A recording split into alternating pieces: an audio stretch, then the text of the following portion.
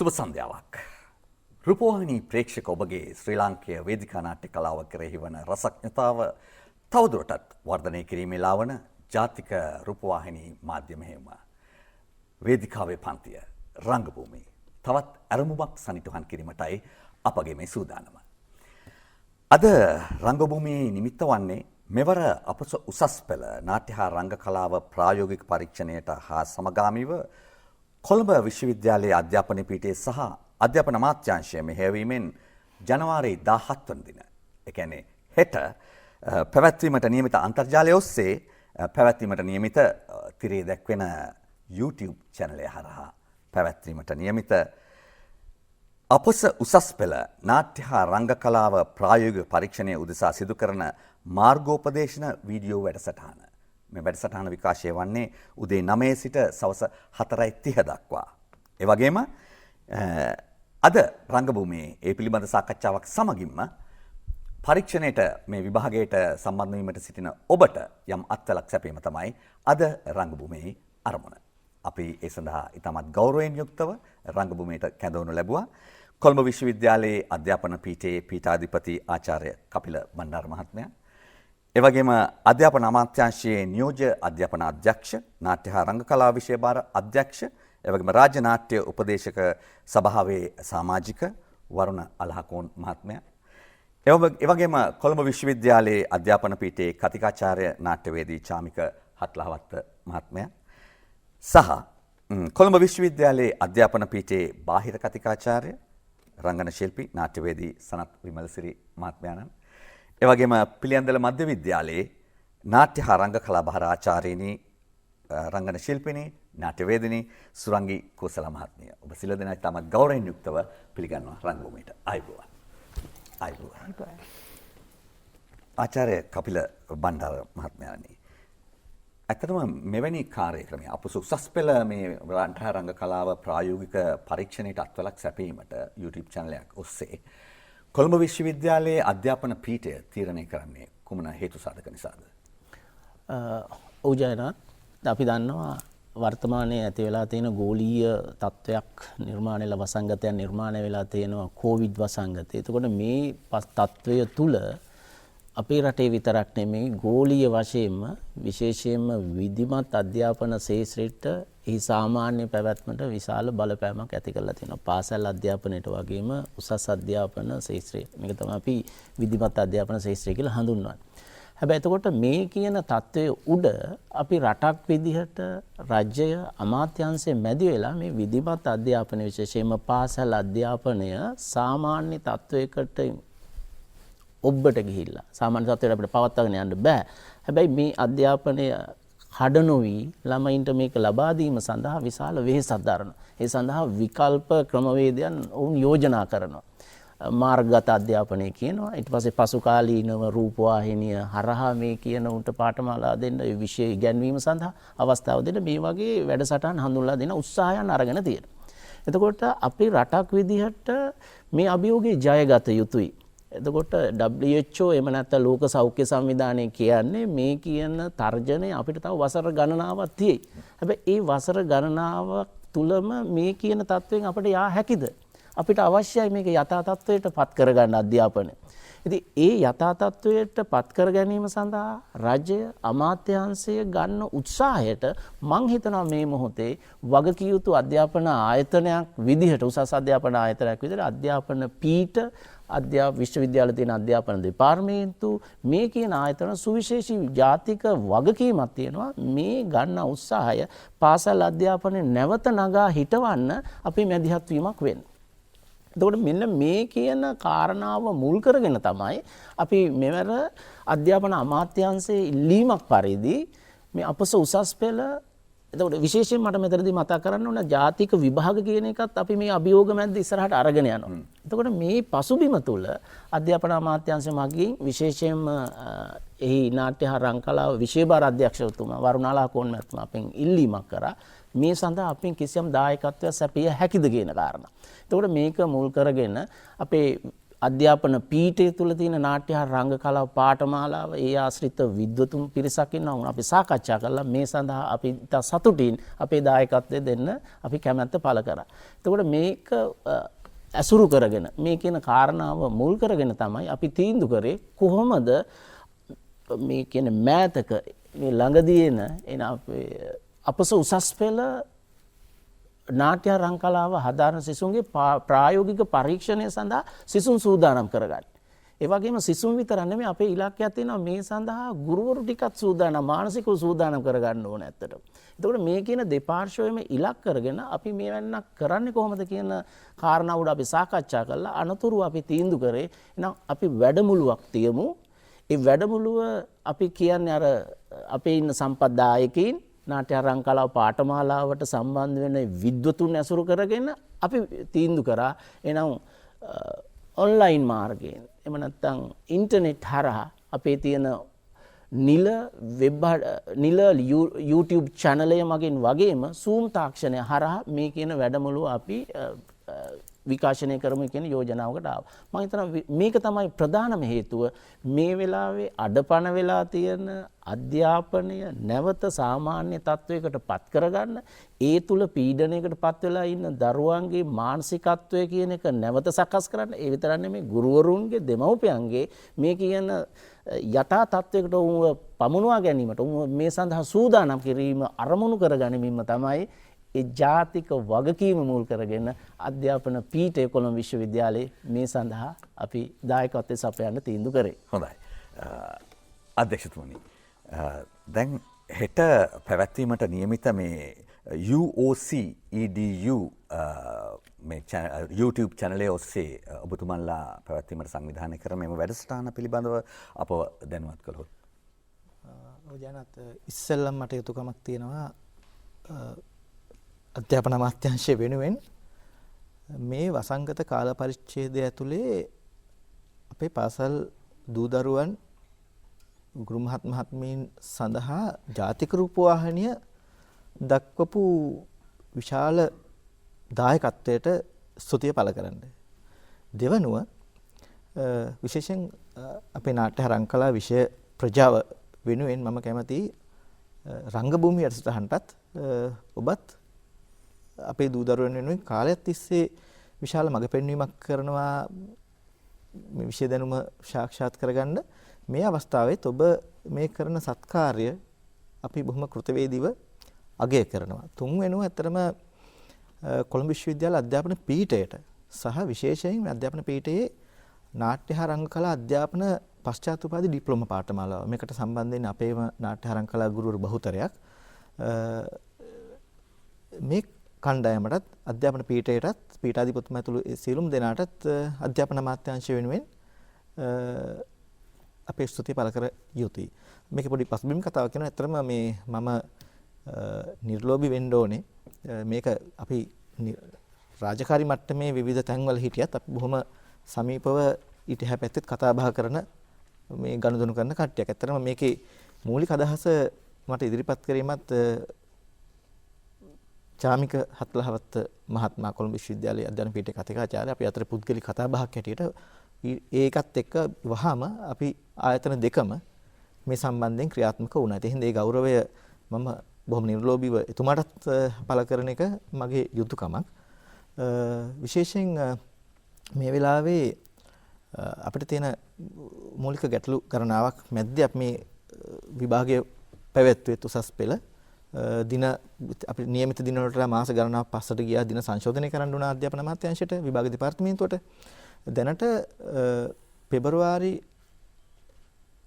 ජනවාරි මාසේ 26 ඉඳන් පෙබරවාරි මාසේ 4 වෙනිදා දක්වා කාලය තුල තමයි නාට්‍ය රංකලාවේ විෂය ප්‍රායෝගික පරීක්ෂණ අනිකුත් සෞන්දර්ය විෂයනුත් මේ ආශ්‍රිතව තව දිනවල යනවා. අපේ දින ටික වැටලා තියෙන්නේ මේ ජනවාරි 26 සහ පෙබරවාරි 4 දක්වා අතර කාලය තුල ලංකාවේ මේ වෙනකොට සිංහල මාධ්‍යයෙන් අපේක්ෂකයන් 3750ක පමණ ප්‍රමාණයක් මේ අවස්ථාවේ මේ මධ්‍යස්ථාන 50කට ආසන්න සංඛ්‍යාවක මේ පරීක්ෂණ සඳහා ලංකාව පුරාම සම්බන්ධ වෙනවා. ඒක මම පොඩි දැනුම් දීමකුත් මේ ගමන්ම කරන්න කැමති. මේ වෙනුවෙන් ජනවාරි මාසේ 19 20 21 කියන දවස් තුනේ අපේ සෞඛ්‍ය මාර්ගෝපදේශ වලට අනුකූලව මේ ප්‍රායෝගික පරීක්ෂණය පවත්වන පරීක්ෂක මණ්ඩල සඳහා රැස්වීම් 3ක් පිළිවෙලින් දඹුල්ල, තංගල සහ කොළඹ කියන ස්ථාන තුනේ පැවැත්වෙනවා කියන එකත් මම දැනුම් දෙන්න කැමතියි. බැරි වෙලා හරි මේක සංවේදනුනේ නැත්තම් මේකත් ඒ අවස්ථාවක් කරගන්න අවශ්‍ය නිසා. හොඳයි. බොහොම ස්තුතියි.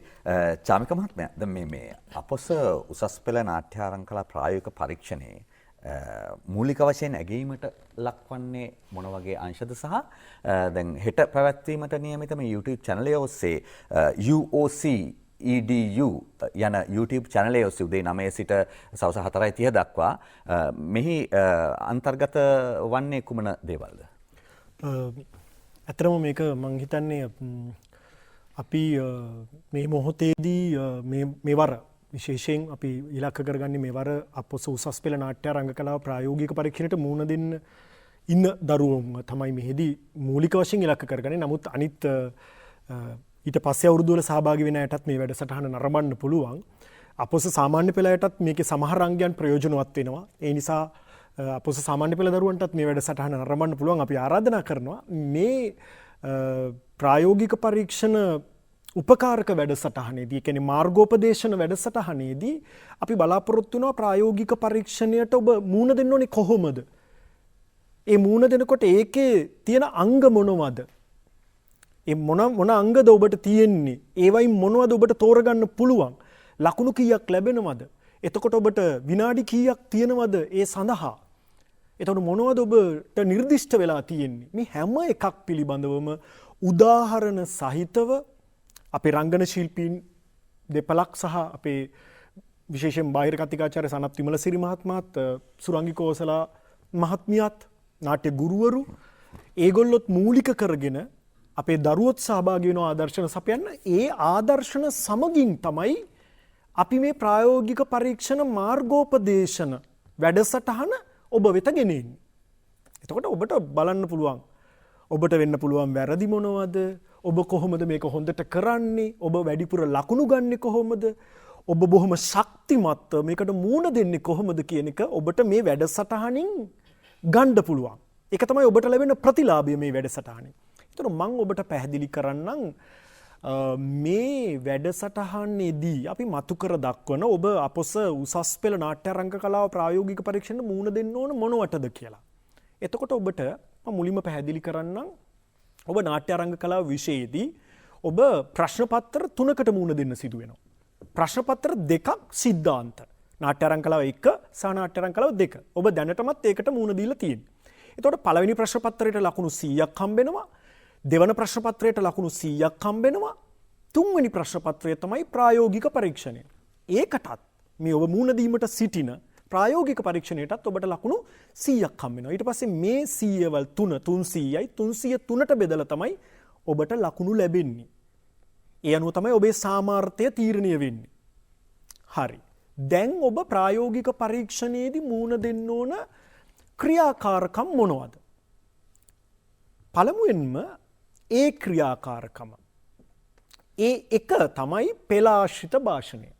මේ පෙලාශ්‍රිත භාෂණයේදී ඔබ මුලින්ම කරන්න ඕන ඒ කියන්නේ ඒ එකේ එක තමයි ඔබ පුරුදු වෙලා එන කොටස. ඒ කියන්නේ ඔබට පුළුවන් ඔබ පුරුදු වෙලා එනවා ගෙදරින්.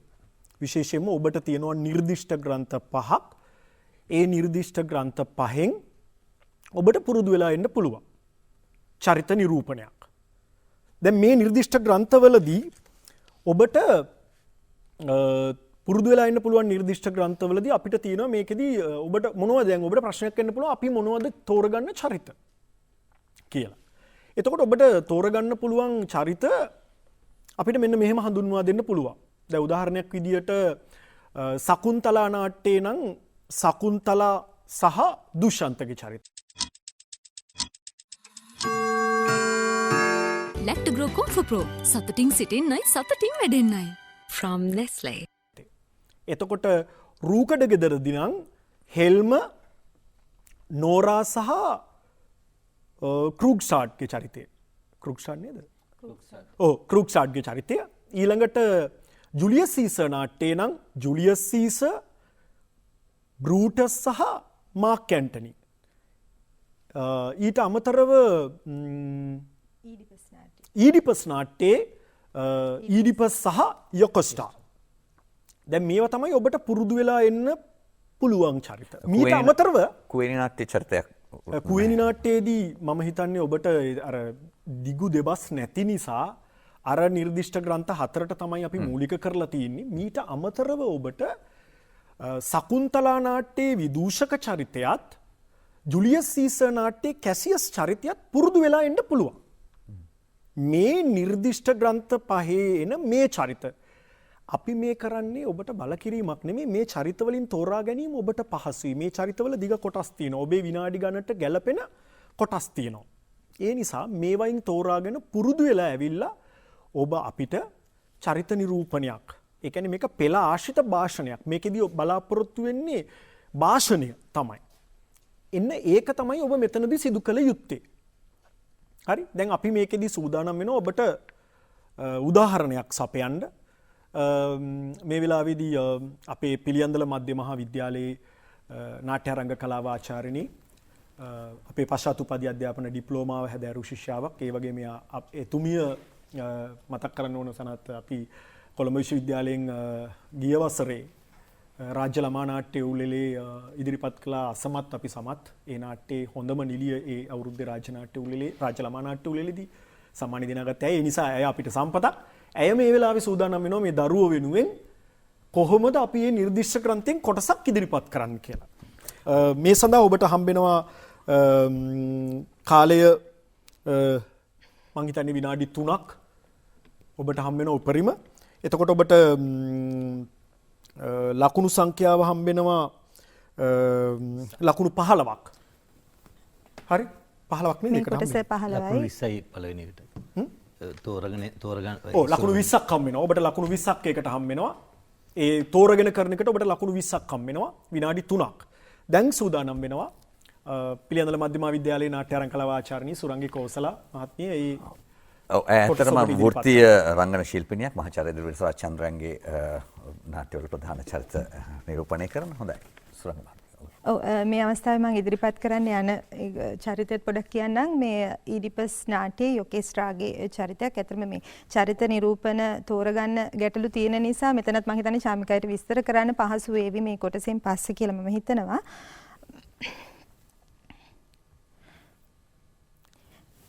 දෙයියන්ගේ නාමෙන් කියන්න මට ඊඩිපස් කුමක්ද මේ අර කළේ? මන්ද ඔබ පුපුරන්නේ කෝපයෙන්. කියන්න මට පැහැදිලිව කෙසේද මේ සියල්ල ඇවිලුනේ? කොහොමද ඔහු එහෙම කියන්නේ? හරි හැටි දැනගෙනද කට කතා අහලද?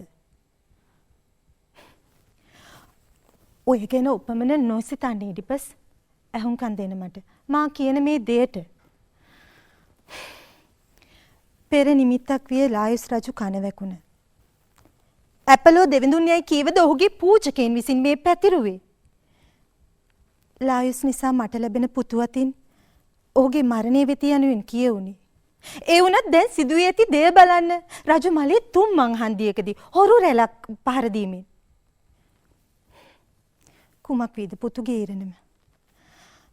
ඔහු ඉපිද දින 3න් දෙපා එකට විද අමුණා කඳු කර පෙදෙසකට ගෙන ගොස් විසි කර දැමෝ සේවකයෙකු මගින්. පුතු අතින් මරණය හිමි බවට පිතු හද පෙළූ භීතිය තුරන් වූවා නොවේදෙයි. නොහැගෙන්නේ දේ නිසා ඔය අනාවැකි නිකම් හිස් වදන් බව. නොතකා හරින්න ඔය කියවිලි. අවසිනම් යමක් දෙවියන්ට ඒ ඍජුවම කරනු ඇත කියනු ඇත. උවන් වක්මන් නොගෙන.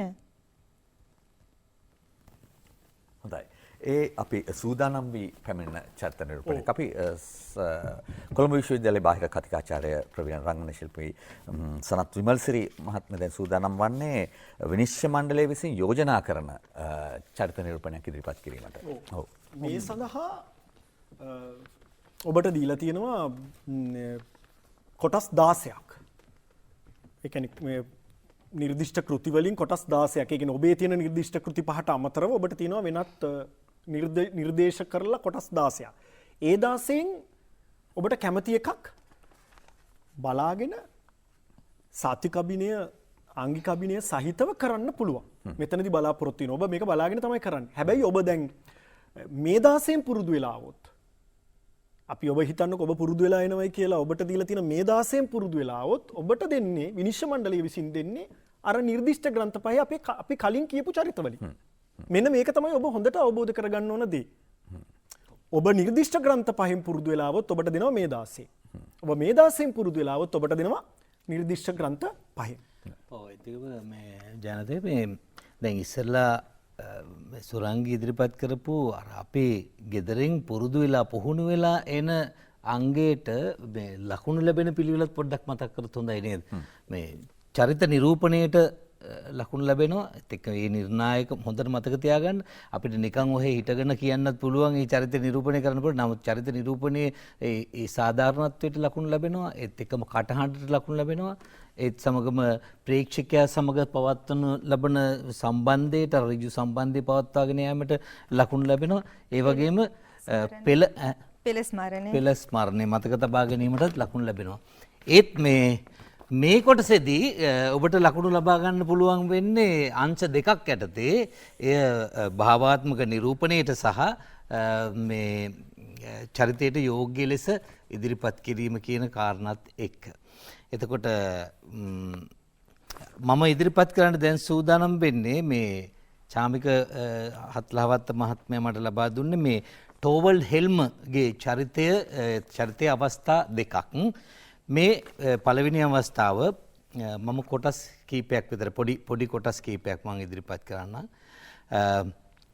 නෝරා වෙස් ඇඳුම ගැලවීම සඳහා කාමරයට පිටත් ගිය පසු ටෝවල් හෙල්ම මේ වෙනකොට ලියුම හම්බෙලා ටෝවල් හෙල්ම නෝරට සමාව දීලා එයාගේ වචන වලින් කියනවනම් එහෙම ඉන්න වෙලාවක තමයි මේ ඉදිරිපත් කිරීම කරන්න.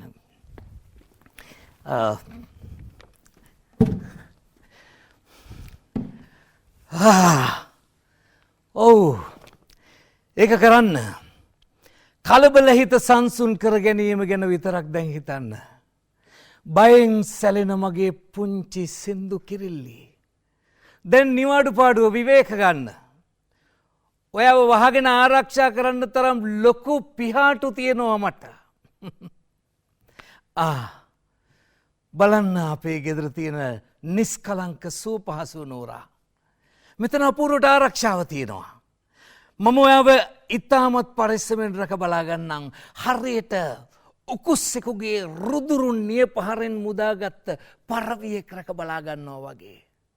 ඔය බයෙන් සසල වෙන හදවතට ශක්තිය දෙන්න මට පුළුවන්. මාව විශ්වාස කරන්න නෝරා.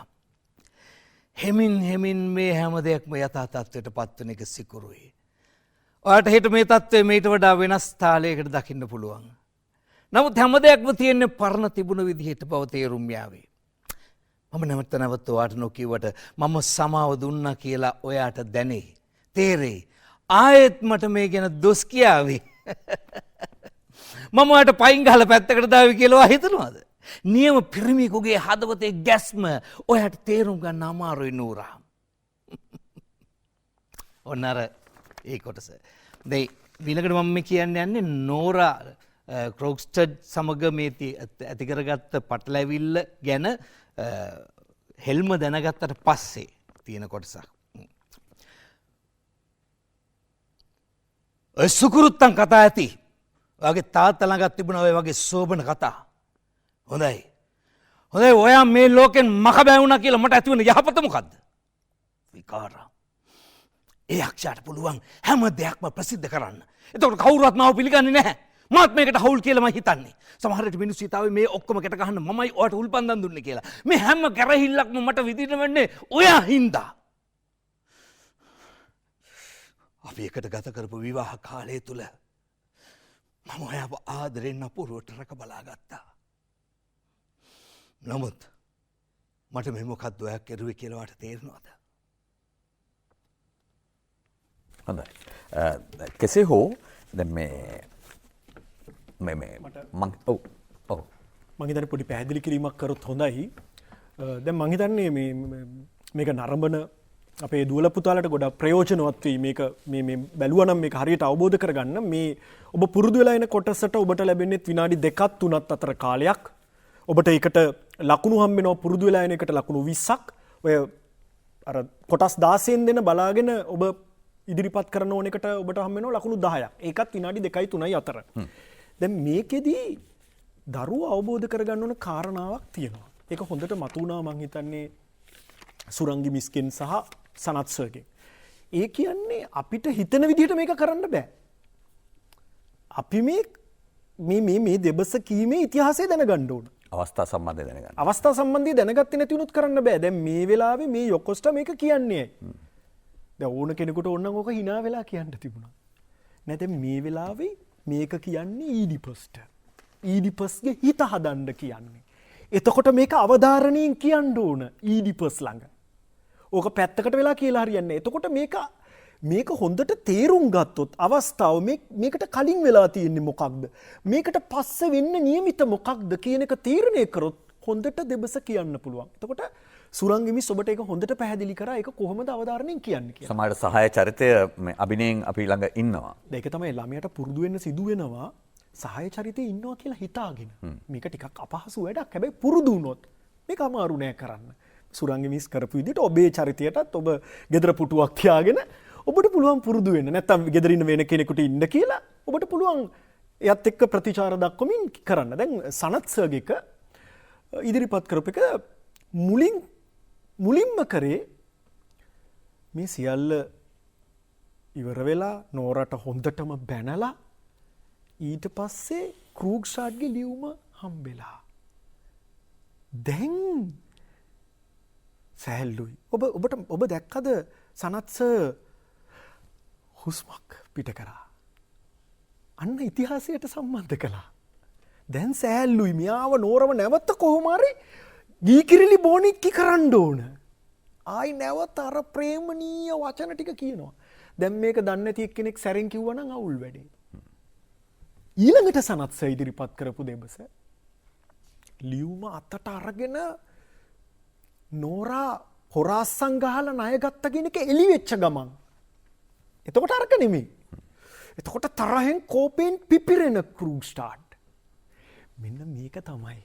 එතකොට අපි මේ පිටපත් නිර්දිෂ්ට ග්‍රන්ථ පහ ඔබ අපොස උසස් පෙළදී ගුරුවරුත් එක්ක හදාarලා තිනවා. ඒ හදාarලා තිබුණා නැවත කියවන්න මේ කාලේ.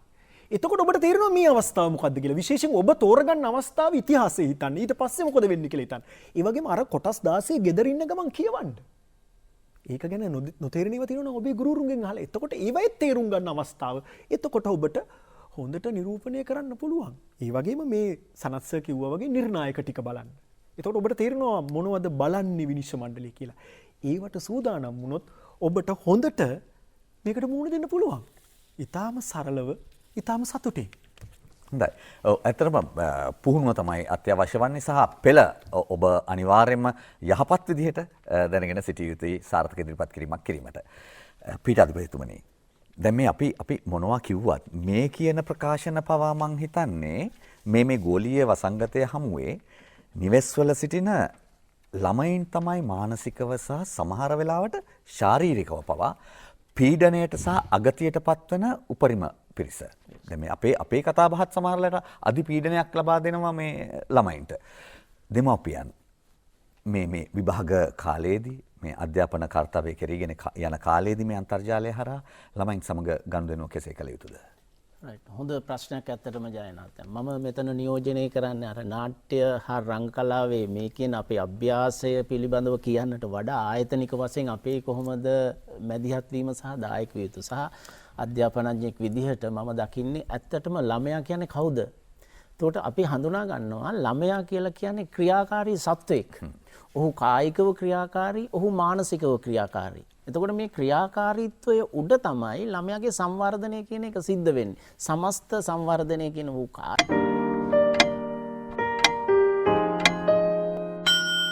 commercial credit රන් ණය ජීවිතයයි රත්තරන්. කායික වශයෙන් මානසික වශයෙන් අධ්‍යාත්මීය සමස්ත. එහෙම කෙනෙක්නේ අපි අධ්‍යාපනයෙන් හදන්නේ. එතකොට දැන් මොකද වෙලා තියෙන්නේ මේ தত্ত্বය උඩ.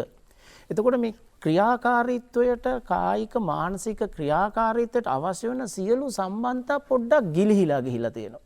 දැන් මේ කොවිඩ් වසංගතයත් එක්ක පාසල් ඇන හිටීමත් එක්ක දරුවට නෑ අන්තර් සම්බන්ධතා පවත්වන්න ක්‍රමවේදය. අපි වෙනද පවත්වපු. ඔහුට අදහස්ව මාරු කර ගැනීමට පිරිස නෑ. ඔහුගේ ගැටලුව සාකච්ඡා කරන්න පිරිසක් නෑ. ඔන්න ළමයාගේ ඇති වෙලා තියෙන තත්ත්වය. එතකොට ඔහු වෙනදා කරපු කායික ක්‍රියාකාරකම් වලට ඔහුට ඉඩ අහිමි වෙලා තියෙනවා. ඔහු කායික ක්‍රියාකාරකම් වලට අවස්ථාවක් නෑ. ඒ වගේම තමයි ඔහුට සමහර විට සෞන්දර්ය පාසලෙන් ලබාගත්තේ සෞන්දර්ය කියන එක අහිමි වෙලා තියෙනවා. එතකොට මේ தත්ත්වය උඩ දරුවගේ මානසිකත්වය කොහොම වෙන්න පුළුවන්ද? එතකොට වෙනදා සාමාන්‍ය දරුවෙකුට වර්ධනයට අවශ්‍ය වෙන සියලු සාධකයන් මේ කොවිඩ් එකත් එක්ක මේ තත්ත්වයත් එක්ක අහිමි වෙලා තියෙනවා. එවැනි තැනකදී හුදකලා වීමක් ළමයා වෙන්නේ කායික වශයෙන්ම මානසිකව. මේ මානසික හුදකලා වීමක් තුළ සිද්ධ වෙන කාරණාව තමයි අර අභ්‍යන්තරිකව මානසිකව සැඟවිච්ච සමහර ගැටලු මතුවෙන්න පුළුවන් මේ වෙලාවේ. ගැටලු මතුවෙන්න. ඔහු ප්‍රචණ්ඩකාරීත්වයට එන්න පුළුවන්. චර්යාව ප්‍රචණ්ඩකාරී වෙන්න පුළුවන්. නිතර ගෙදරින් ඇහෙන්නේ සමහර විට අම්මගෙන් තාත්තගෙන් ඉස්කෝලේ වැඩක් කරන්නේ නැද්ද මේක කරන්නේ. එතකොට මේ ඒකාකාරී ජීවිතයකට හුරු වෙච්ච දරුවට දැඩි මානසික පීඩනයක් එනවා. එතකොට මේ தত্ত্বය අපි දෙමව්පියන් ගුරුවරුන් වශයෙන් අපි හඳුනාගත යුතුයි. එතකොට මෙවැනි හුදකලා අර කියන සම්බන්ධතා සාධක අහිමි වෙද්දී මෙවැනි පසුබිමක වෙන්න පුළුවන් වඩා ප්‍රධාන දෙයක් තමයි ළමයාගේ ඇඩික්ෂන්ස්. ඇබ්බැහිකම් වැඩි වෙන්න පුළුවන්. දැන් මේ කාලේ අනවශ්‍ය විදිහට රූපවාහිනියට ඇබ්බැහි වෙනවා. වෙනදත් යම් ප්‍රමාණයක් ඇබ්බැහි වෙලා හිටියා මේ කාලේ දැඩිව ඇබ්බැහි වෙනවා. ස්මාර්ට්ෆෝන් එකට, ටැබ් එකට. එතකොට මෙන්න මේක තමයි දැන් ලරුවා හදාගත්ත අලුත් චර්යාව. එතකොට අපි දැනගන්න ස්මාර්ට් එක, ටැබ් එක තුල මොනවද මේ ඔහු ගනුදෙනුව? රයිට්? එතකොට මේවා තුල අර පීඩනයත් එක්ක දරුවා ඔහුගේ ලෝකයකට යන්න පුළුවන් හොයන. ස්මාර්ට් එකේ විවිධ මාවත් වලට යන්න පුළුවන්. රූපවාහිනිය තුල වෙන්න පුළුවන්. රයිට්? එතකොට මෙන්න මේ ස්වභාවය දරුවාගේ අපි හඳුනාගත යුතුයි. මේ අවශ්‍ය සාධක දරුවාගේ මානසිකව මේ පසුබිම අපි අවබෝධ කරගෙන තමයි අපි මේ කියන්නේ. උදාහරණයක් විදිහට දැන් ටීවී එකට ඇබ්බැහි වෙන්න පුළුවන්. එතකොට ටීවී එක මම හිතනවා මාධ්‍යම වශයෙන් වගකීමක් තියෙනවා මේ මොහොතේ. අපි බලනවා කාටුන් වලට හුඟක් ඇබ්බැහි වෙන්න පුළුවන් සාමාන්‍ය දරුවා. එතකොට මේ තියෙන කාටුන් වල පාවිච්චි වෙන භාෂාව කියන්නේ අනවශ්‍ය විදිහට පරිේශන වලදී පවා ඔප්පු කරලා තියෙනවා. අනවශ්‍ය ඇබ්බැහි වීම, ඇඩික්ට් වීමකට මේ කාටුන් හරහා ළමයාගේ චර්යාවේ වෙනස්කම් වෙන්න පුළුවන්. එතකොට ඒ තුල පාවිච්චි කරන වචන අපි දකිනවා සමහර මාධ්‍යවල භාවිතා කරන යන කාටුන් වල පාවිච්චි කරන වචන. එතකොට මේවා උත්තේජනයක් වෙනවා අර ප්‍රචණ්ඩත්වය කියන එක ඉහළ නම්වන්න. එතකොට මේ පසුබිම නිවැරදිව හඳුනාගෙන තමයි දරුවා මොන වගේ කෙනෙක්ද කියන කාරණාව අවබෝධ කරගෙන දෙමව්පියෝ, ගුරුවරු සහ වැඩිහිටියන් විශාල වගකීමකින් අවබෝධයකින් දරුවා හීල් කරන අපි කියන්නේ සමනය කරන තැනකට අපිපත් වෙන්න අවශ්‍යයි. ඒක වැඩිහිටියන් වශයෙන්, අධ්‍යාපනික ආයතන වශයෙන්, මාධ්‍ය වශයෙන් අපිට මේ වෙලාවේ ලොකු කාර්යභාරයක් තියෙනවා දරුවව රිලැක්ස් කරවන්න. දරුවන් කියන්නේ රට කලාගතය. වරුණලකුන් මහත්මයා, දැන් මේ මම ඊළඟට අහන්න යන ප්‍රශ්නේ වෙනම වැඩසටහනක් කරන්න පුළුවන් ප්‍රශ්නයක්. දැන් මේ අපි මේ අන්තර්ජාලය ගැන නිරන්තරයෙන්ම කතා කරන නිසා වැඩසටහනේදී මොකද හෙට අධ්‍යාපන අමාත්‍යාංශය කොළඹ විශ්වවිද්‍යාලයේ අධ්‍යාපන පීඨය සම්බන්ධ වෙමින් UOC EDU යන YouTube channel ඔස්සේ ඔබ දැනුවත් කිරීම වැඩසටහනක් කරනවා අපොස උසස් පෙළ ප්‍රායෝගික පරීක්ෂණය සඳහා පෙනී සිටින සිසු දරුදරියන්ව අන්තර්ජාලය ඔස්සේ ප්‍රමිතියෙන් තොර යම් යම් පුද්ගලයන් ප්‍රමාණික දැනුමක් නැති මේ විෂය පිළිබඳ මේ විෂය විතරක් නෙමෙයි අපි දැන් මේ විෂය කතා කරන නිසා මම මෙතනට ලඟු වෙන්නම් මේ විෂය පිළිබඳව ප්‍රමාණික දැනුමක් නොමැති ඒ සඳහා සුදුසුකම් නොමැති සමහර වැඩසටහන් පවත්වනු ලබන ඒ පමණක් නෙවෙයි සමහර විට දෙමාපියන්ට SMS පණිවිඩ පවා තර්ජනය කොට යවන අවස්ථා තියෙනවා මේ පන්තියට සහභාගී විය යුතුයි මෙදා විභාගෙ තියෙන්නේ මේ මෙහෙම නැත්තම් මෙහෙම කරනවා මේ සඳහා අධ්‍යාපන අමාත්‍යාංශයෙන් නියාමන වැඩසටහනක් නැද්ද? උතා හොඳ ප්‍රශ්නයක් ජයනාත්. පළමුවෙන්ම කියන්න අවශ්‍යයි තාක්ෂණය කියන්නේ කෝකටත් ඇවිල්ලා නෙවෙයි. දෙවනුව තාක්ෂණය කොයිතරම් දියුණු වුණත් ඒකෙන් මිනිස්යාගේ තීරණාත්මක භූමිකාව තාක්ෂණය මත ක්‍රියාත්මක වන තීරණාත්මක භූමිකාව කිසිසේත්ම අහෝසි වෙන්නේ නැහැ. තාක්ෂණය දියුණු වෙන්න නැවත ඒකට විශේෂ වෙන්නේ මනුෂ්‍ය සමාජයම නිසා හැම වෙලෙම ඒක ඇතුලේ මනුෂ්‍ය සමාජයේ තියෙන සියලුම දේවල් තාක්ෂණය ඇතුලේ නැවත පිළිබිඹුවක් අත්පත් කරගන්නවා. ඉතින් ඒ නිසා ඒකම තමයි දැන් උදාහරණයක් ඇටියට දැන් මේ අපි අපේ විෂය ආශ්‍රිතව මම මේ කතා කරන්නේ. තවත් ශාස්ත්‍රවල මේක අනිවාර්යයෙන්ම ඇති කියලා මට හිතෙනවා.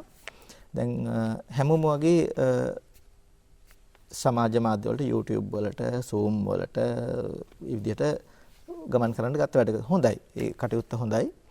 හැබැයි ඒ වගේම ඒක ඇතුලේ අනිත් පැත්තට විශාල ගැටලු සහගත තත්ත්වයකට ඔබ සඳහන් කරා වගේම මතුවෙනවා. ඔය එකක් මේක මම හිතන්නේ නීති රීති දාලා පාලනය කර හැකි තත්ත්වයක් කියලා. මේක පළවෙනි දේ ඕනෑම පුද්ගලයෙකුට ප්‍රකාශනයේ නිදහසක් සහ අයිතියක් තියෙනවා. කිසිම ගැටලුවක් නැහැ.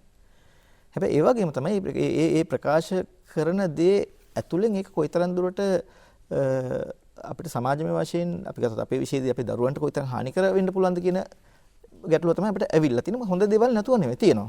හොඳ මැදිහත් වීම තියෙනවා. ඒ වගේම තමයි හරිම හානිකර මැදිහත් වීම අපි නිරීක්ෂණය කරලා තියෙනවා. ඉතින් අපි නම් විශ්වාස කරන්නේ මේකට තියෙන හොඳම විසඳුම වෙන්නේ ඊට වඩා ඉහළින් අපි වැඩ කරන එක. ඒතර මේ මාධ්‍ය ඒකම මේක තාක්ෂණික විකල්පයක් නෙවෙයි කියන තාක්ෂණික අපිට මතුවෙන ප්‍රශ්න ඕවා. හැබැයි අනිත් පැත්තෙන් අපිට මේ මැදිහත් වීමත් ඒ වගේ ආරම්භකත්වයක් අපිම කතා කරේ හෙට පැවැත්වෙන වැඩි ඒක මෙතනින් එහාට මෙතන නතර වෙන්න නෙවෙයි. දැන් උදාහරණයක් මේ දේවල් YouTube මාධ්‍යෙන් මේ දරුවන්ට ඊට පස්සේ තව වෙන්න ඉන්න දරුවන්ට පල්ලෙහ පන්තිල ඉන්න දරුවන්ට ගුරු බහුතුන්ට ප්‍රයෝජනවත් වෙනවා. ඒ වගේම අපි බලාපොරොත්තුවක් තියෙන අපි කතා බහ කරන් යනවා මේ වැඩසටහන සාර්ථකත්වය මත සාමාන්‍ය පෙළ විභාගීය වෙනුවෙන් ඒක ඇත්තටම තියෙන්නේ පාසල් පාදක ඇගීම් පදනමින් කරනවා කියන සාකච්ඡාව අපි ගිහිලා නතර වෙලා හිටියේ පහුගිය කාලේ. ඒකට තුලදිත් මේ විදිහෙම මේ මග පෙන්වීමක් කරන්න.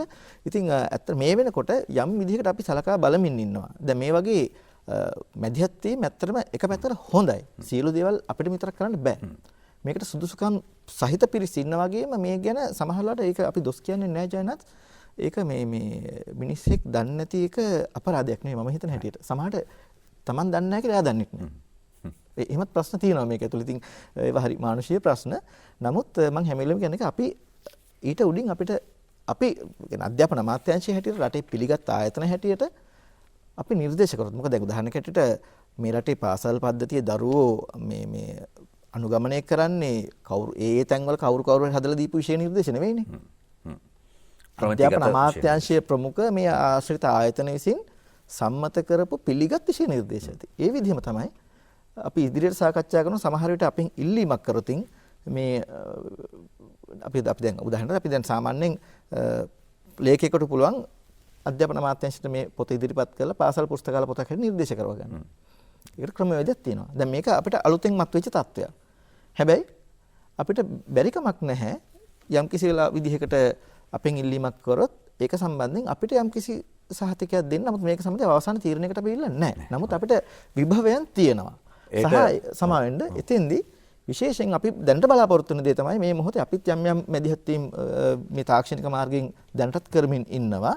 ඒ වගේම දැන් විශේෂ කොළඹ විශ්වවිද්‍යාල වගේ ආයතන. ඒ වගේම අපි දැන් මේ වගේ ඉල්ලීමක් කරලා තියෙනවා ටවර් රංගහල පදනම. මේවා ලංකාවේ නාට්‍ය අධ්‍යාපනය සම්බන්ධයෙන් පිළිගත් ආයතන. ඒතර ඒක සම්බන්ධයෙන් අපි මැදිහත් වෙන්නේ වගකීමක් ඇතුව. ඉතින් ඒ බඳු මැදිහත් වීමක් ඇර එතකොට මේ ප්‍රකාශන නිදහස වගේම තමයි ජයනාත් තෝරා ගැනීම නිදහස සතුයි අපි විකල්ප දෙන්න ඕනේ. එතකොට සුදුසු දේ තෝරා ගන්න. ප්‍රතිගත තැනකට රසිකයන් සහ අනිකුත් පිරිස එතනට සහභාගී වෙනවා. අනිවාර්යයෙන්ම මේ අද රංගභූමි වැඩසටහන මේ අපස උසස් පෙළ ප්‍රායෝගික පරීක්ෂණයට මුහුණ දෙන ඔබට පමණක් නෙවෙයි. ඔබ තුමන්ලා පැවසූ පරිදි අනිකුත් සිසුන්ට සහ සිසුන්ට විතරක් නෙවෙයි. නාට්‍ය රසික ඔබට දෙමව්පියන්ට මං හිතන්නේ ඊටමත් වැදගත් වන බව නොඅනුමානයි. එකමත් එක රටක හිටියා හාවෙකුයි හාවියෙකුයි. ඔය හාවයි හාවි කතා වුණා මේ තරගයක් තියන. ඉතින් ඔන්න හාව දුවනවා. හාවිත් දුවනවා. ඉතින් හාවි වැටුණා. ඊට පස්සේ මේ හාවත් වැටුණා. ඊළඟට මේ ඉතින් ඒගොල්ලෝ 1990ට දැන් කෝල් එකක් ගන්න ෆෝන් එකක් හොයනවා. ෆෝන් එකක් තිබුණ නැහැ ඉතින්. මම මේ කිව්වේ කතන්දරයක්. ස්ටෝරි ටෙලිං එකක්. මේ ස්ටෝරි ටෙලින් කරන්න තියෙනවා පුස උසස් පෙළ මේ නාට්‍ය හරංග කලා පරීක්ෂණයට ප්‍රායෝගික පරීක්ෂණයට. මෙහෙම කිව්වොත් සනත් මහත්මයා මට ලකුණු කීයක් විතර හම්බ වෙයිද? මම එහෙම ලකුණු ඔබතුමාට දෙන ලකුණු ප්‍රමාණය කියන ඔබතුමා ඒ කරෙත් හැබැයි රංගපෑමක් කියලා දන්නවා අපි. මෙහිමයි.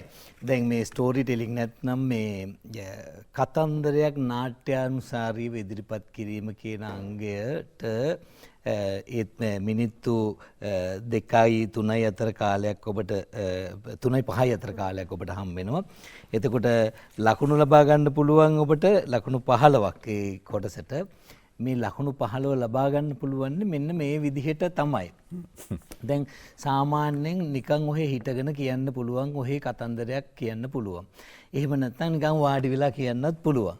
හැබැයි මේ පුංචි මේ කොටස් ටිකක් තියෙනවා මේ පිළිබඳව දැනුවත් කිරීමක් ලබාගෙන තියෙනවා නම් මේක පැහැදිලි ලේසි. දැන් අපි පුංචි කාලේ කතන්දර ඇහුවේ අපේ ආච්චි අම්මා අපිව තුරුළු කරගෙන කතන්දර කිව්වේ පුතේ මෙන්න මේ වගේ කාලෙක රජතුමෙක් හිටිය දවසක් ඒ රජතුමා ඇවිල්ලා මේ අත මේ කවුද ඉන්නේ කියලා ඇහුවා. මේ චරිත නිරූපණය කරමින් කතකයා ආච්චි කතකයා බවට පත් වෙලා චරිත නිරූපණය කරන්න පටන් ගන්න. මොකද්ද මේ කරන්නේ? පණ පිහිටවල කතන්දරේ කියනවා. පණ පිහිටවල කතන්දරේ කියනවා. විනිශ්චය මණ්ඩලේ බලාපොරොත්තු වෙන්නේ පුතේ ඔයාලගෙන් පණ පිහිටවල කතන්දරයක් කියීම. ඒ පණ පිහිටවල කතන්දරේ කියනවා කියලා කියන්නේ ඔන්න කතකයා ඉන්නවා එක පැත්තක එක චරිතයක්. ඊට පස්සේ ඒ කතකයා කතන්දරේ කියාගෙන යනකොට අහුවෙන්න පුළුවන් චරිත ගොඩක්. 1 2 3 4ක් නැත්නම් 8ක් 10ක් අහුවෙන්නත් පුළුවන්. සමහර විට ඔයාලට මේ කතකයා පවත්වාගෙන යන කතන්දරයට අදාළ චරිත විවිධ චරිත නිරූපණය කරන්න පුළුවන්. ඒත් එක්කම හොඳට මතක තියාගන්න ඕනේ කතන්දරේ කියලා කියන්නේ මේකෙදි බලාපොරොත්තු වෙන්නේ කතකයා මුලින් පටන් ගන්නවා. ඔන්න එකමත් එක දවසක අර මෙතුමා කිව්ව කතන්දරෙම ගන්න. ඔන්න එකමත් එක දවසක හාවෙකු ඉබ්බෙකු හිටියා. ඔන්න මේ හාවයි ඉබ්බයි දවසක් ගමනක් යනවා. හාව දවසක් කියනවා ඉබ්බෝ ඔයාට පුළුවන් ද මගෙත් එක්ක රේස් එකක් යන්න? මොකද රේස් යන්න බැරි ඔයාට එක්ක මම හොඳ රේස් ගිහිල්ලා පුරුදු කෙනෙක්. මේ එහෙම නෙවෙයි මම කියන්නේ ඔයාට පුළුවන් ද මාව පහු කරලා දුවන්න? මොකද බැරි මට ඔයාව පහු කරලා දුවන්න පුළුවන්. දැන් අන්තිමට මෙන්නකන් ගිහිල්ලා හාවා අන්තිමට කියන ආනේ මහා පෙරතුනානේ කියන තැනට යනකම් අර චරිත දෙකම ඔහේ කතන්දරේ දිග්ගසගෙන යනවා. මේකනේ මේ බලාපොරොත්තු වෙන්නේ. කතන්දරේ කියන්න ඕනේ. කතන්දරකරුවා නැත්තම් කතකයා කතන්දර ඉදිරිපත් කරනවා. ඒ ඉදිරිපත් කිරීම ඇතුලේ තියෙන චරිතම වන්න පුළුවන්. මෙහිදී මේ කතන්දරේ තෝරා ගැනීමේදී ඔබ අසලා තියෙන ඕනෑම කතාවක් ඉදිරිපත් කරන්න පුළුවන්. අර පුරා කතා ගන්න නැතුව ඔබ ඇසූ දුටු තැන්වලින් නැත්නම් සිද්ධියක් සංසිද්ධියක් ඔබ දැකපු චරිතයක් ඇසුරු කරගෙන නිර්මාණය කරගන්න පුළුවන් කතාව. ඒත් එක්කම සර් අපි මේ අර තමන් කැමති තමන්ට සිදුවෙච්ච සිදුවීමක් ඉදිරිපත් කරන්නත් පුළුවන්. හැබැයි මතක තබා ගන්න විනිශ්චය මණ්ඩලයේ ඉස්සරහා තමන්ට සිදුවෙච්ච සිදුවීමක් ඉදිරිපත් කරනකොට කතකයා විතරක් මතුවෙන විදිහට ඉදිරිපත් කරොත් එතකොට තමන් මතුවෙනවා. අර චරිත මතුවෙන්නේ නැති වුණොත් එහෙම ඒත් හානියක් වෙන්න පුළුවන්.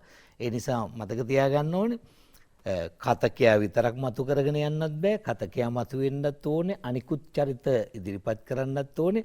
අපි හෙට වැඩසටහනේදී මේවා සංනිදර්ශනාත්මකව ඔබට ඉදිරිපත් කරනවා.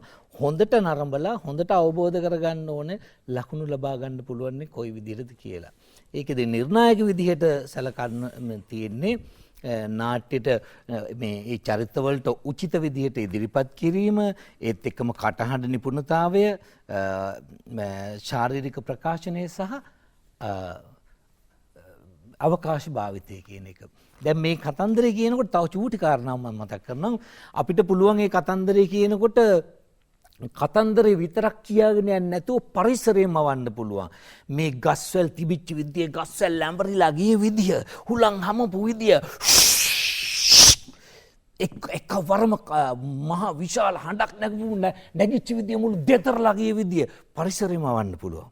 එතකොට විවිධ ශබ්ද විවිධ ප්‍රයෝග පාවිච්චි කරන්න පුළුවන් අපිට ඕන පුංචි එක ප්‍රොප් එකක් පාවිච්චි කරන්න පුළුවන් තොප්පියක් පාවිච්චි කරන්න පුළුවන් එහෙම නැත්නම් කුඩයක් පාවිච්චි කරන්න පුළුවන් කතකයා කියන්නේ කුඩයක් ඉහළගෙන වෙන්න පුළුවන් අනිකුත් චරිත කුඩේ නැතුව වෙන්න පුළුවන් ඒ වගේ පුංචි ජිමික් කොටස් දාන්න පුළුවන් චාමික තවත් ඔබතුමාට අදහසක් තියෙනවද? ඔව් මම හිතන්නේ සනත් මහත්තයා දැන් ඔය ඔබ පැවසූ පරිදි අපි මේ රංගභූමියේ මීට කලින් අපි ඉතාමත් සවිස්තරාත්මකව සාකච්ඡා කරා ඔබතුමත් ඒට පැමිණියා ඔබතුමා ප්‍රමුඛව කොහොමද කතන්දරයක් කියන්නේ කියලා සහ කොහොමද රංගපාමින් ගීතයක් ගායනා කරන්නේ අපි ඊළඟට දැන් කතා කරන්න යන්නේ ඒක සහ ඔබට තවදුරටත් මේ සම්බන්ධයෙන් දැනුවත් වීමට ඔබ කැමැත්තෙන් සිටිනවා නම් හෙට UOC EDU YouTube channel එකට යන්න ඒ පිළිබඳව මම හිතන්නේ උදේ 9 ඉඳන් හවස 4 මාරවනකම් එහි කාලසටහනක් තියෙනවද චාමික මහත්මයා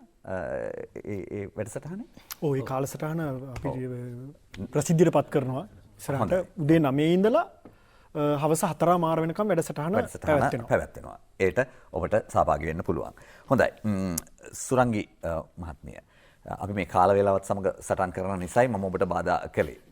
හොඳයි. දැන් අපි ඊළඟට කතා කරන්න යන්නේ කොහොමද ගායනයක් ඉදිරිපත් කරන්නේ නාට්‍යානුසාරයෙන් කියලා. ඔව්.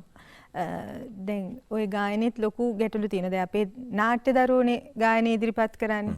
එතකොට දැන් අර මුලින්ම ඉස්සර පරණ සිලබස් එකට අනුව ගායනයක් විතරයි කරන්න තිබ්බේ ওই කොටසේ. දැන් මේ කොටස B කොටස් 3කට බෙදලා තියෙනවා. පළවෙනි කොටස අර පුරුදු විදිහටම අපිට අවශ්‍ය නම් ගීතයක් ඉදිරිපත් කරන්න පුළුවන්. ගීතයක් ගායනා කරනව නෙවෙයි ගීතයක් ඉදිරිපත් කරන්න පුළුවන්. ඊට පස්සේ ඊළඟ කොටස අපිට කැමති නම් පුළුවන් සංගීත ඛණ්ඩ දීලා තියෙනවා. අධ්‍යාපන අමාත්‍යාංශයෙන් ඒක නිකුත් කරලා තියෙනවා සංගීත ඛණ්ඩ කොටස් 5ක්. ඒ කොටස් 5න් කොටස් 5ටම පුරුදු වෙන්න සිද්ධ වෙනවා ඒක තෝරගන්නවා නම් මොකද ඒකේ විවිධ භාවයන් තියෙන්නේ භාවයන් 5ක් තියෙනවා ඒ භාවයන් අඳුරගෙන අදාළ සංගීතයට අනුව ඒත් ඉදිරිපත් කිරීමක් තියෙනවා තවත් කොටසක් තියෙනවා කැමති නම් ගැමි නාට්‍ය චරිතයක් කරන්න පුළුවන්. ඒකේ ගායනයේ නර්තනයේ හැම කොටසක්ම තියෙනවා. ඒතකොට සුවිශේෂී දරුවෝ ඉන්න ඔය හැම කොටසක්ම ඉදිරිපත් කරන්න පුළුවන් දරුවන්ට පුළුවන් ඒ වගේ කොටසකුත් තෝරගන්න. දැන් මේ B කොටසේ තියෙන්නේ ජයනාත් මහත්මයා ඒ වගේ කොටස් 3ක්ම. ඒ තුنين කැමති එකක් කරන්න පුළුවන්. ඔය කැමති එකේ එක කොටසක් තමයි ගීත ගායනයේ සමග රංගනයේ ඉදිරිපත් කරන එක කියන කොටස. එතකොට දැන් අපේ දරුවන්ගේ ගැටලුව මෙතන තියෙන්නේ ගීතයක් හොයාගන්න බැරිකම. ප්‍රධානම ගැටලුව ගීතයක් නැතිකම. දැන් 6 වසරේ සිට නාට්‍ය හා රංග කලාව හදාරන දරුවෝ 13 වසරටත් ඇවිල්ලා හරිහැටි නාට්‍ය ගීතයක් නේ ගායනා කරන්නේ. දැන් අවශ්‍යතාවය තියෙන්නේ නාට්‍ය ගීතේ කොටස කරන්න. හැකියාවක් තියෙනවා. ගායන හැකියාවත් හොඳට තියෙනවා. රංගන හැකියාව තියෙනවා. නර්තන හැකියාවක් තියෙනවා. නමුත් අදාළ ගීතය තෝරා ගැනීමේ ගැටලුව තියෙනවා. තමන්ට ගැළපෙන ගීතයක්. ඒකෙදි අර කිව්වා වගේ අපිට ගුරුවරයාගේ දායකත්වය ගොඩක් වෙලාට දෙන්න පුළුවන්. මොකද දරුවා දන්නේ නැහැ සමහරලාට එයාට කරන්න පුළුවන් කැපැසිටි එක. එයාගේ කැපැසිටි එක හොයාගන්න ගුරුවරයා ගොඩක් වෙලාවට උදව් කරනවා. ඒ මාර්ගයෙන් අපිට පුළුවන් හොඳ ගීතයක් තෝරගන්න. දැන් ওই ගීත තෝරා ගැනීමේදීත් අපිට පුළුවන් දැන් සාමාන්‍ය නාට්‍ය ගීයක් කියලා කිව්වම අපිට මතකයට එන්නේ අපි දන්න නාට්‍ය ගී අපි එදිනදා ඉතාමත් අහලා තියෙන පුරුදු නාට්‍ය ගී ටිකක් විතරයි. දැන් මේ අපේ විනිශ්චය මණ්ඩලය නැත්නම් අපේ ගුරු මණ්ඩලය, ඇගීම් මණ්ඩලය ඇත්තටම සාමාන්‍ය මිනිසුන් ටිකක් ඉන්නේ දැන් හැමදාම ඔතෙන්ට ඇවිල්ලා එකම ගීත ටික කියනකොට මේක පොඩ්ඩක් නීරස වෙන්නත් පුළුවන් මේ මිනිසුන්ටත්. කොච්චර වුණත් ඒක ඇගීමට බාධාවක් නෙවෙයි. ළමයිට කැමති නම් ඒක කරන්න පුළුවන්. නමුත් අපි මේකේ තව තියෙනවානේ පොඩි පොයින්ට් ටිකක්. ওই ටිකත් හොයාගත්තා නම් ළමයින්ට පුළුවන් තව ටිකක් මේක ඉහළ ආකාරයට ඉදිරිපත් කරන්න. ඉතින් අපි නිර්දේශ කළා තියෙනවා මේක නූර්තියේ සිට නූර්ති නාඩගම් නව නාට්‍ය මේ ඕන අද මේ වෙනකන් ඇවිල්ලා තියෙන ඕනම ජනප්‍රිය නාට්‍යයක ගීතයක් ඉදිරිපත් කරන්න පුළුවන්. එතකොට අතන ඉඳලා මෙතෙන්ට එනකොට ගීත සෑහෙන ප්‍රමාණයක් අපි පහු කරගෙන ඇවිල්ලා තියෙන්නේ. නමුත් ගැටලුව තියෙන්නේ ළමයි එකම ගීත ටිකක් තෝරගන්න එක. ඒකෙදි සමහර විට තමයි තෝරගන්නවා දැන් මෙහෙම ගැටලුවක් තියෙනවා. ළමයි හිතනවා මේක මේ අර සුගායනීයව ගායනා කරන්න පුළුවන් නම් ඉතා හොඳයි. ඉතින් වටිනවා. අපි කවුරුත් ආසයි ඒක ඉතාම මිහිරිව අහගෙන ඉන්න. නමුත් මේකෙදි අර ශ්‍රුතියක් දීලා මියුසික් දීලා එහෙම ලොකු මේ සංගීතමය පැත්තක් බලන්නේ නැති නිසා ළමයා මේක ගායනයත් සමග මේක අපි බලන්නේ නාට්‍ය හරංග කලාව රංගනය අවශ්‍ය වෙන්නේ. මේ ගීත ඉදිරිපත් කරන්නේ කොහොමද? අන්න ඒ කාරණේ ටිකක් ගැඹුරට බැලුවම ළමයට මේ ප්‍රශ්නේ විසඳ ගන්න පුළුවන්. මම මේ කියන්නේ මගේ දරුවෝ මූණ පාන ගැටලුව. අනේ මිස් නාට්‍ය ගීතේ ඉතින් කියන්න බැහැනේ වගේ එහෙම එහෙක ඉන්නේ. කියන්න බැරි කම නෙමෙයි මෙතන තියෙන්නේ. අර ගීතේ තෝරා ගැනීමේ ගැටලුව. දැන් අද අපි නිර්දේශ කරලා තියෙන ඒ කියන්නේ නූර්ති හෝ නාඩගම් ඒ වගේ කොටස් වලින් කීපයක් තෝරගමුයි කියලා කතා වුණා. මොකද මේ හැම වෙලේම නිතර දකින ඒවයින් එහාට ගිහිල්ලා. මම හිතන්නේ සනත් මහත්මයාත් නූර්ති කොටසක් සූදානම් කරගෙන ඉන්නවා. ඒක අපි අහලිමුද? මගේ කර්තව්‍යයක් කරා. ඒ පුරුද්ද පොඩ්ඩක් මාරු වුණා. මෙයාට ඉතින් මෙතන කොහොමද පුරුදු වෙන්නේ? හොඳයි මේ මම දැන් ගායනා කරන්න යන්නේ සිරිසංගපු නූර්තියේ මේ ජොන් සිල්වා ශූරීන් රචනා කරපු 1903 වර්ෂයේදී රචනා කරපු නූර්ති ගීත කොටසක්. දැන් මේ නූර්ති ගීතයක් ගායනා කරනකොට ගීතයක් ඉදිරිපත් කරනකොට තමන් මේ මුළු ශරීරයෙන්ම මේ හැම වචනයකටම අංග චලන යොදන්න ඕන කියලා එහෙම එකක් නෑ පුතේ දුවේ. හොඳට මතක තියාගන්න. අත්‍යවශ්‍ය නම් විතරක් රංගපෑම රංගපාන්න ඕනේ. හැබැයි අත්‍යවශ්‍ය ඉදිරිපත් කිරීම විතරක් කරන්න. දැන් මම අපි මේ ගීතේ තියෙනවා හොඳ හැටි කකා බිබී සැප ලැබ තෑකි කියලා කොටසක් තියෙනවා. ඒකෙදි මම කියන්න ඕනේ හොඳ හැටි කකා බිබී කියලා එහෙම රඟපාන්න ඕනේ. මේ බලන්න මේක ඉදිරිපත් කරනකොට ඔයාලට තේරෙයි නූර්ති වල එහෙම ඉදිරිපත් කිරීමකුත් නැහැ. ඒ හින්දා රඟපානකොට බොහොම පරිස්සමෙන් අවශ්‍ය විදිහට විතරක් සීමාව අතික්‍රමණය කරන්න නැතුව ඉදිරිපත් කරන්න කියලාත් මතක තියාගන්න. සිතා උන්නුසේම රාජධූර අත්වීදීපේ සිතා උන්නුසේම රාජධූර අත්වීදීපේ අත්වීදීපේ අත්වීදීපේ අත්වීදීපේ අත්වීදීපේ සිතා උන්නුසේම රාජධූර අත්වීදීපේ හොඳ හැටි කකා බිබී සැප ලැබ තෑකි හොඳ හැටි කකා බිබී සැප ලැබ තෑකි චිත්ත ප්‍රීති වේ මාගේ බෝදෙන් බෝදෙන් බෝදෙන් බෝදෙන් සිතා උන්නුසේම රාජ ධූර අත්වීදීපේ සිතා උන්නුසේම රාජධූර අත්වීදීපේ. අවසාන වශයෙන් අධ්‍යක්ෂතුමනි දැන් සිසු දරුවන්ගේ පෙර සූදානම මේ ප්‍රායෝගික පරීක්ෂණ සඳහා කෙසේ විය යුතුද? ඒ වගේම හෙට මේ UOC-EDU YouTube channel ඔස්සේ විකාශය වීමට නියමිත මේ වැඩසටහන ඔවුන්ට කෙසේ උදව්වක් වේවිද ඔවුන්ගේ විභාග කර්තව්‍ය සඳහා? ඊට කලින් ඇත්තටම මේ අපේ විභාග අපේක්ෂක දුවල පුතාලට මට නිවේදන දෙකක් කරන්න අවශ්‍යයි. එකක් මේ කටයුත්ත කිසිසේත්ම රහසක් නෙවෙයි. උදාහරණයක් ඔබ ප්‍රශ්න පත්‍රය ගත්තොත් විභාගයට ඇවිල්ලා ලියනකම් ඒක රහසක්. ලියන්න අතර ලැබෙනකම්.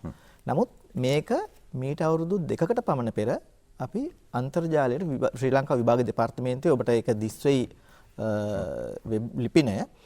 මේක අදටත් මේ මූලාකෘතිය විභාග දෙපාර්තමේන්තුවෙන් ඔබට ගන්න පුළුවන්. විශේෂයෙන් මම ඉල්ලනවා හෙට වැඩසටහනට කලින් හැකිනම් මේක ඔබ ළඟ නැත්නම් මේක අරගෙන මේක පරිශීලනය කරන්න.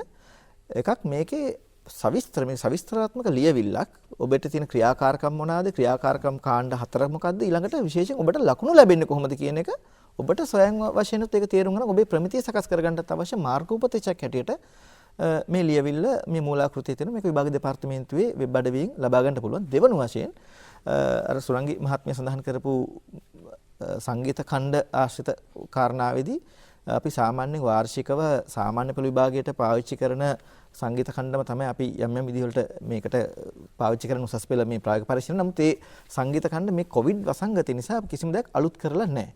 2019 වර්ෂයේ භාවිත කරපු සංගීත ඛණ්ඩ දැනටත් දරුවෝ ළඟ ඇති, ගුරු මහත්මීන් ළඟ ඇති. එහෙම නැත්නම් ඒක අධ්‍යාපන අමාත්‍යාංශයේ සහ ඊතක්ෂලාව අපේ වෙබ් අඩවියෙන් ඔබට බාගත කරගන්න පුළුවන් මේ සංගීත ඛණ්ඩ පාවිච්චි කරන්න. මේක විශේෂයෙන් මම සඳහන් කරන්න අවශ්‍යයි, මේ කිසිම දෙයක් වෙනස් වෙලා නැහැ.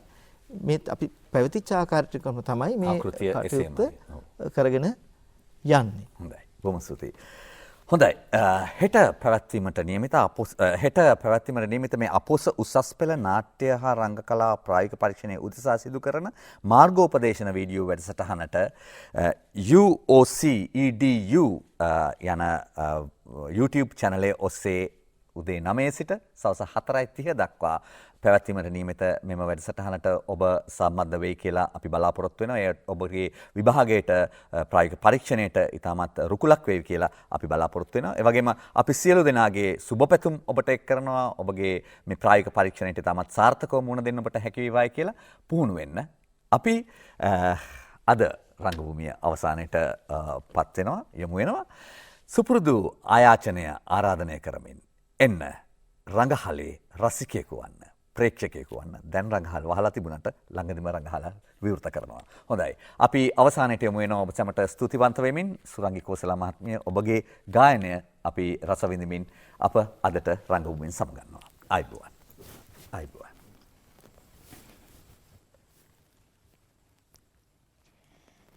පායාලාම්බරේ චන්ද්‍රයා දිසි සුන්දර රූපේ මාගේ රජින්දානෝ රම්‍යා පෙන්තරෙහි පෙපෙයින්නම් නිරිඳාගේ පායාලාම්බරේ චන්ද්‍රයාසේ සුන්දර රූපේ මාගේ රජින්දානෝ රම්‍යා පෙන්තරෙහි පෙපෙයින්නම් නිරිඳාගේ මන හාරදෝනිය වේමං නෙක රාජ සම්පත් දීමින්